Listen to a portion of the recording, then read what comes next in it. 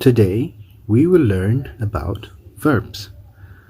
Verbs are words used to describe an action. Verbs are words to describe an action. Kana jechuun jechoota gocha ibsuuf itti fayyadamnudha.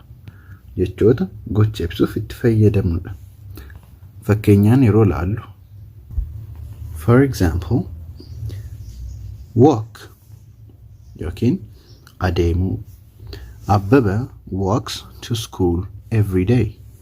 Kana jechuun Abbaban gara mana barumsaatti guyyaa guyyaan ni deema jechuudha. Bake or toshuu yeroo fakkeenyaan laallu immoo she baked sweet breads. She baked sweet breads. Kana jechuun isheen daabboo mi'aa toshite jechuudha.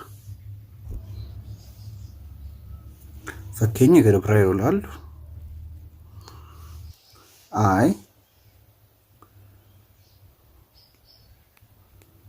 I washed my clothes. I washed my clothes. As keessatti verbii kamii yookiin gocha nutti agarsiisaa kan jiru jecha isa kamii inni yeroo laallu ni jalqabaa I jedha jechuun ana jechuudha. Inni dhumaa immoo my clothes jedha uffata koo jechuudha. Inni gidduu jiru garuu washed ni jedhu kun miiccuu agarsiisa. Washed jechuun nan miiccee jechuu barbaadu miiccuu jechuudha wash jechuun. Kanaaf gocha nutti agarsiisaa kan jiru washedha jechuudha. Kanaafuu verbiin keenya washed ta'a.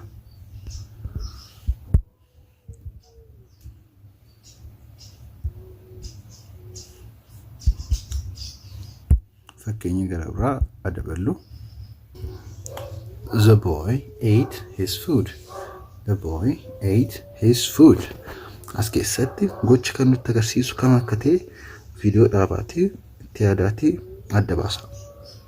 Kanaafuu kan gocha nutti agarsiisaa jiru ate seelu kana.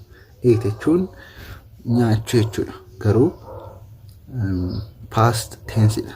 Waan darbe akka ta'e nutti agarsiisa. Amma osoo hin ta'in wanta darbe kana nyaateera jechuudha. Kanaaf past tense eat jedhudha. Past tense eat ate ta'a.